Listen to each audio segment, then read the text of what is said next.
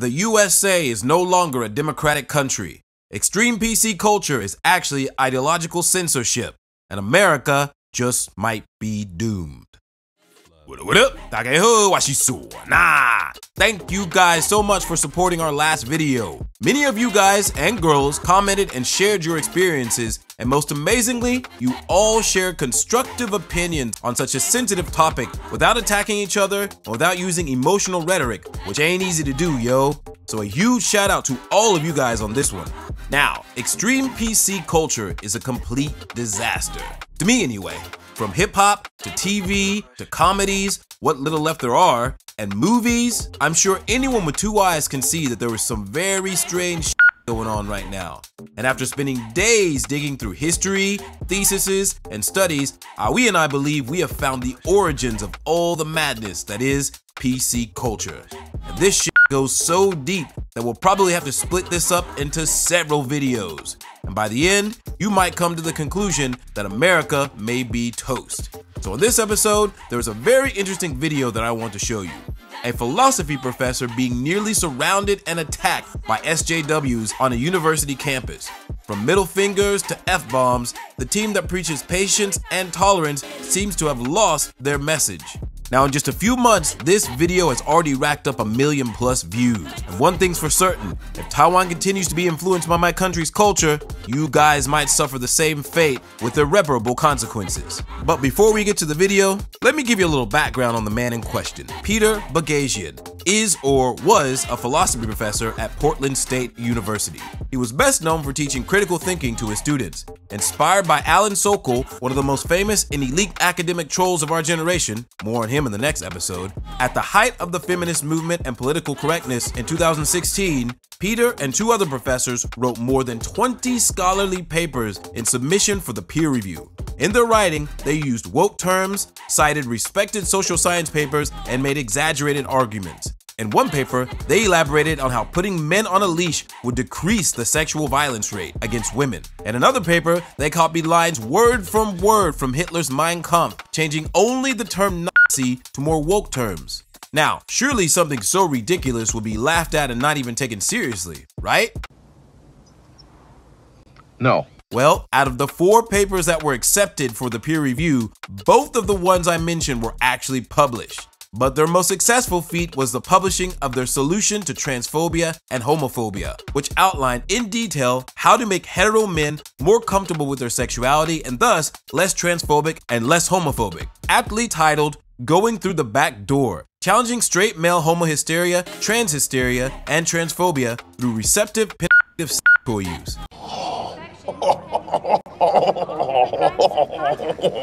God damn. Now, of course, once the most respected journals found out that they had been trolled, they immediately retracted the published articles, but the damage had already been done. Peter and his crew proved that extreme PC culture was easily corruptible and lacked foundation. As a philosophy professor, Peter often used the Socratic method to teach his students. The Socratic method involves asking deep questions about a person's belief to help them better understand themselves and society through cooperative dialogue. Fun fact, Socrates is credited for the birth of Western philosophy, and he's also credited for the concept of irony. Plato himself named Socrates as the midwife of thinking. But ironically, the very democratic society he gave birth to ended up killing him in the end. So using the Socratic method, Peter went to the University of Berkeley and taped lines on the floor, each one representing levels of agreement, disagreement, and neutrality. He then asked the students this question. Trans women should be legally treated as women. 3, 2, 1. This is obviously very complicated. 3, 2, 1, go. Without igniting bias, Peter Socratically challenged people's decisions and point of view. The question is, should trans women legally be treated as women?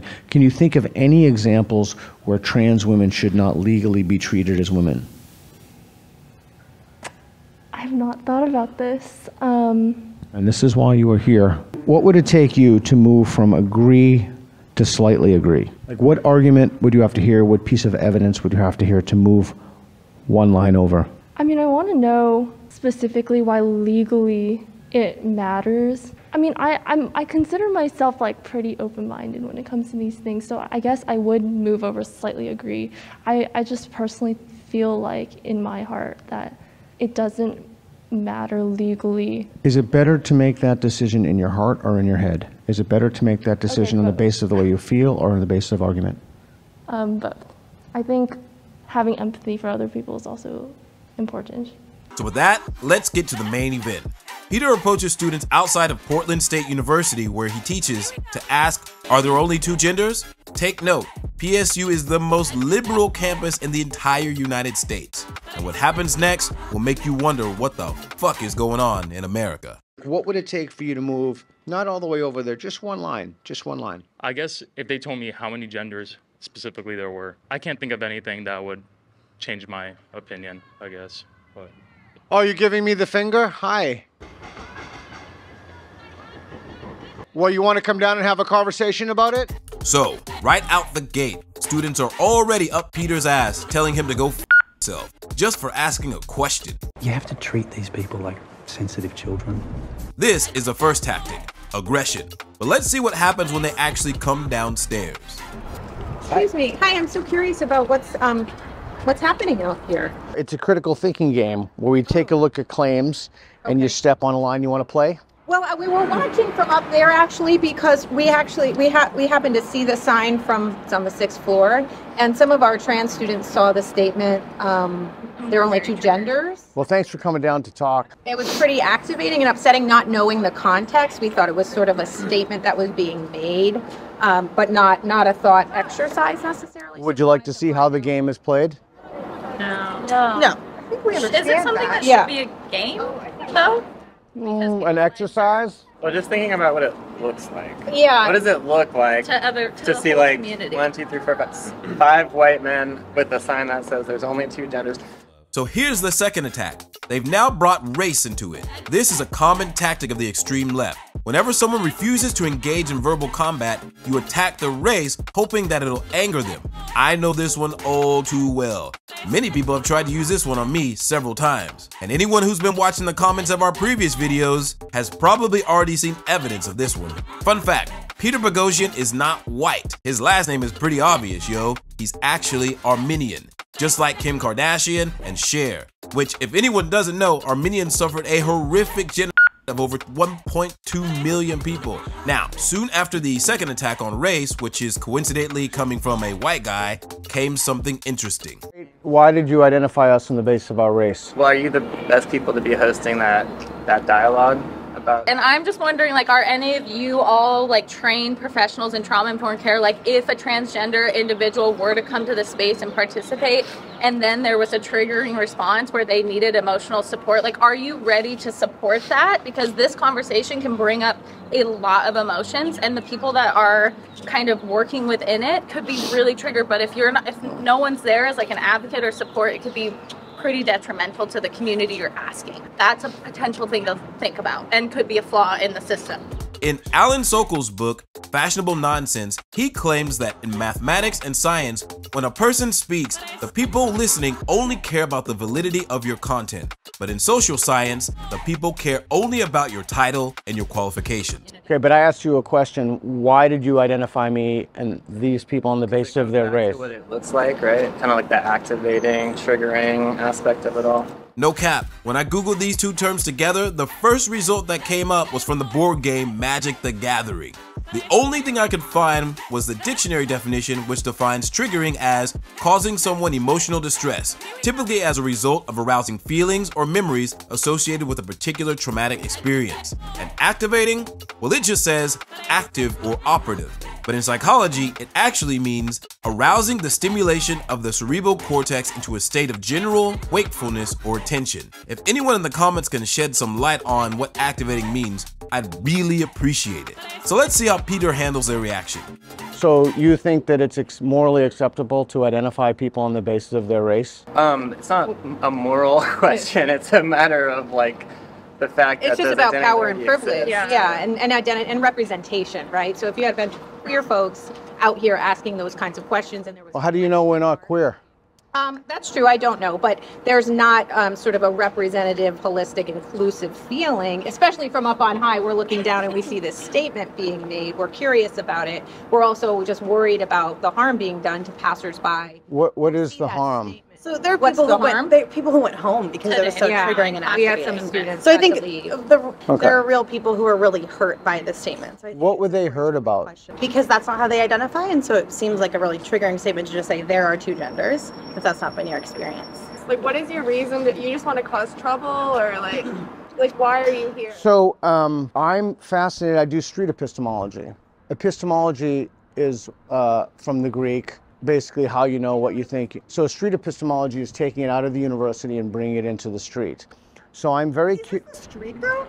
okay, a sidewalk or a This is like 20-year-old. This isn't street epistemology. You're doing this on the Now this right here is the third attack, the semantics argument. It's quite common in a political debate. Whenever one party cannot argue their point based on merit, they will attack the meaning of a word to try and distract their opponent from the main point. So after Peter explained clearly what his intent was, the lady found an opening and actually attacked the meaning of street, yo. Jesus. Any normal person would engage in that argument, but let's see how Peter handles it. okay, if you don't like the word street, you can call it plaza epistemology, whatever. But the idea is you take it out of the university and you see if the reasons that people have for things justify their confidence in it. So this is a confidence scale. We can do this with any claim you want. We can do this with a mayor of the city. We can do this with should the United States be funding Ukraine? I think what we were struck by was the statement on the board that it wasn't a question and that there was no context clues for folks, especially trans folks, to know that this was not your belief, but this is more of a thought experiment. Okay, would you be more comfortable if it was a question? Like, so if I put a question mark at the end and then I put another one, would all of the concern vaporize? No, probably not, because we're talking about real humans with their lived experience and their positionality, their identities, you know, and sort of I might have a very different personal feeling walking by because it doesn't target my identity specifically. So we're just sort of here to sort of advocate and elevate who might be harmed by a statement like What do you mean by harmed? Harmed? Yeah.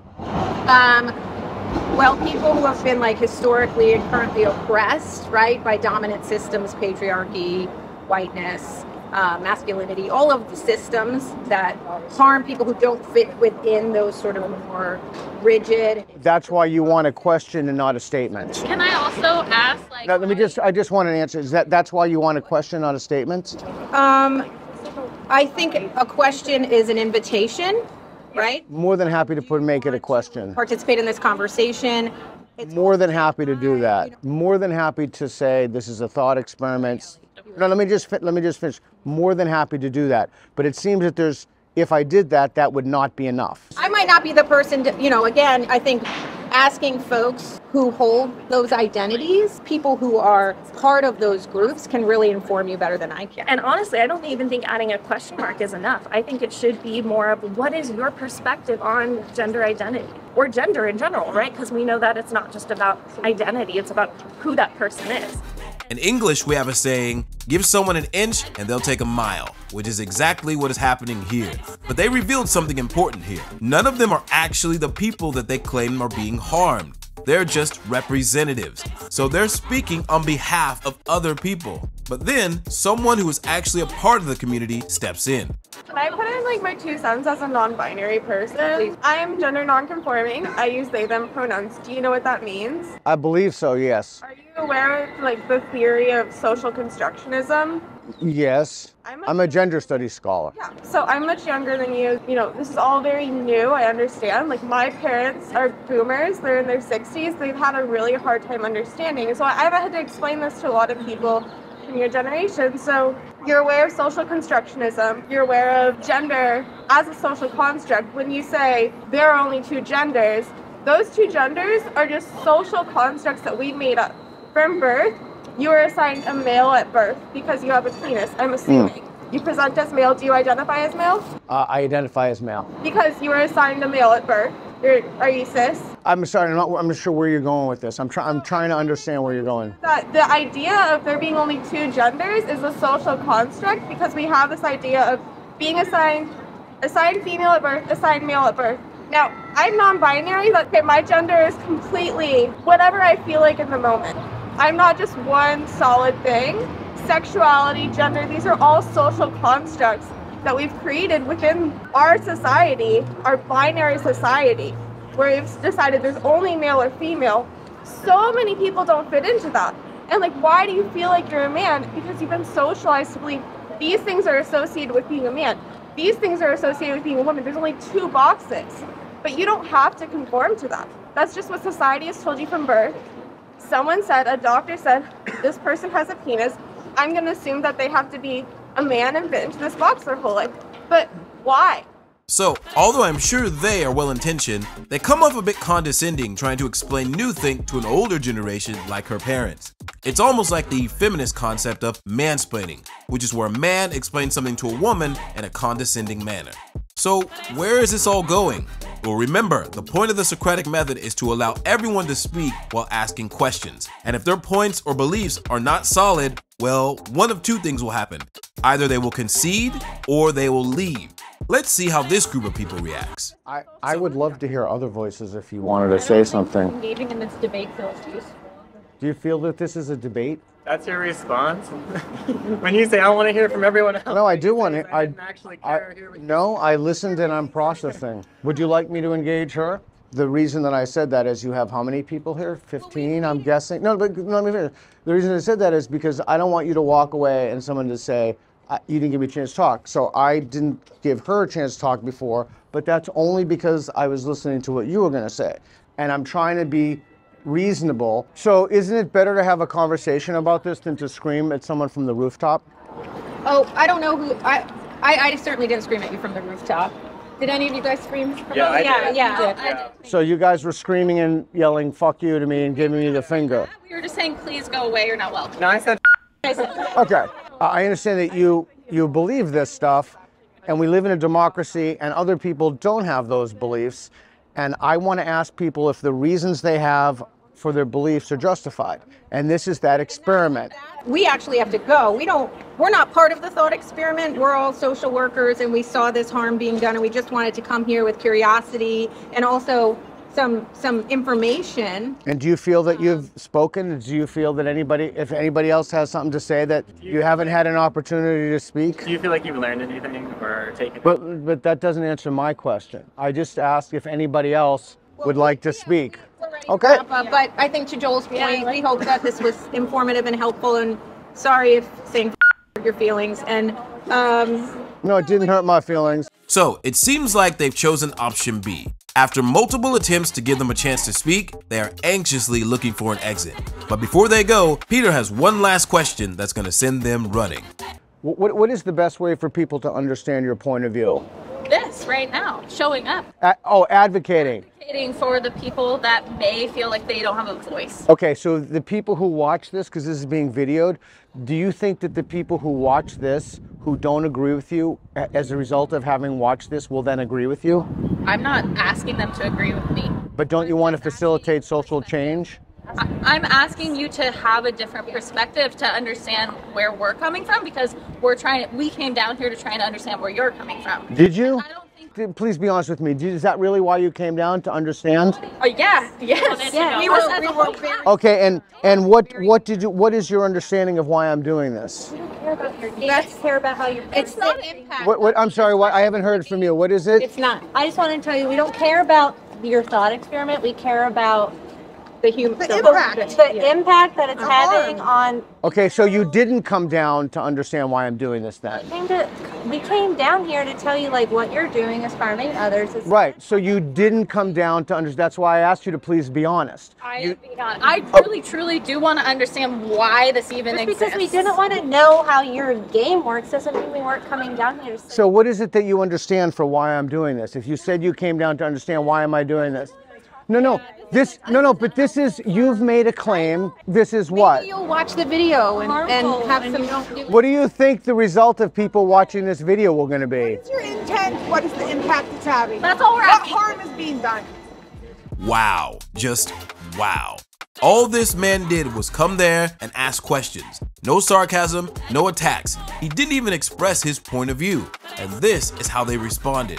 Now, after this video, an anonymous paper was published accusing Peter of research misconduct based on the troll he and his colleagues had submitted 4 years prior. He was harassed, rumors were spread about him beating his wife and kids, and the university even sent an investigator demanding that he no longer teach critical thinking on the topics of race and gender. Peter Boghossian soon resigned from his position at the university and explained why in his resignation letter. Students at Portland State are not being taught to think. Rather, they are being trained to mimic the moral certainty of ideologues. This has now created a culture of offense where students are now afraid to speak openly and honestly. Portland State University has failed in fulfilling this duty. In doing so, it has failed not only its students, but the public that supports it.